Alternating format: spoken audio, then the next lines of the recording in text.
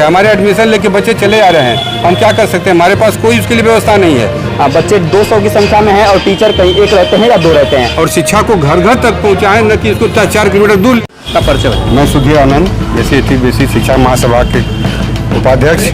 मैं अभी तक तो हमारे जितने भी नेतृत्व करता रहे आपको जवाब दिया है, लेकिन मैं यहाँ पे आपके माध्यम से सरकार से सवाल पूछना चाहता हूँ कि जो इन्होंने विद्यालय मर्जर की व्यवस्था सोची है, मैं निष्कर्ष में निकालने के लिए आप लोगों पे छोड़ता हूँ कि जो इन्होंने व्यवस्था बनाई है कि जहाँ छात्र कम है उनको मर्जर कर दिया जाए, जहाँ 50 छात्र कम है यानी 35 है, तो हमारे विद्यालय में वास्तविकता ये कि 35 छात्र में हमारे यहाँ 15-20 ही पहुँच पाते हैं। तो सोचिए कि जब उसको 3 किलोमीटर दूर कर दिया जाएगा तो कितने पहुँच जाएंगे।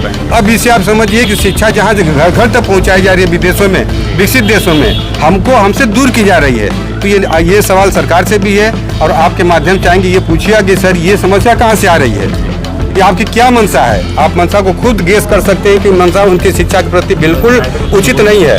इसमें जो है हम जहाँ पे शिक्षक कम है उस शिक्षकों को की संख्या नहीं बढ़ा रही है। ये बताइए कि हमारे छात्र संख्या घट रहे हैं, तो घटने का कारण है कि जब हमारे एक स्कूल में जूनियर में 3 अध्यापक 18 विषय पढ़ा लेंगे तो अध्यापक को बढ़ाने का काम नहीं कर रही है, वो प्राइवेट स्कूलों को मान्यता देने की काम कर रही है। तो बताइए, एक तरफ वो मान्यता दे रही है, दूसरे तरफ हमें घटा रही है, तो ये शिक्षा का किस ओर दिशा किस ओर जा रहा है? ये हम सरकार से सवाल पूछना था कि इस पर जरूर विचार करें और शिक्षा को घर घर तक पहुँचाएं, न कि इसको 4 किलोमीटर दूर लेके जाएं। मर्ज करें, शिक्षा का विकेंद्रीकरण करें।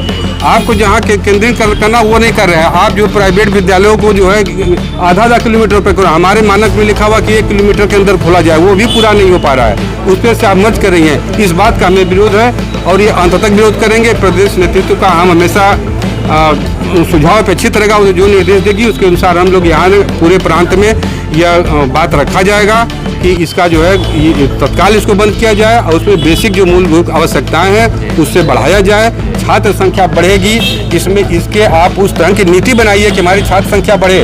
हम अध्यापक हर साल गांव में जाते हैं, सर्वे करते हैं, सर्वे करके हम लोग बच्चों को ले आते हैं, बच्चे फिर प्राइवेट में चले, प्राइवेट वाले भी आते हैं, हमारे बच्चों को हमसे छीन ले आते हैं, चाहे वो दबाव में जाते हों चाहे स्वेच्छा से जाते हों। हमारे यहाँ सरकार जो है 1 महीने अप्रैल के महीने में DBT का पैसा दे रही है, हमारे एडमिशन लेके बच्चे चले आ रहे हैं, हम क्या कर सकते हैं? हमारे पास कोई उसके लिए व्यवस्था नहीं है। और वो कहती कि छात्र संख्या घट रहा है। आप ऐसा नीति बनाइए कि छात्र संख्या घटे ना, छात्र बिल्कुल गांव में पढ़े हैं, बढ़ेंगे, आप ऐसा नीति बनाइए।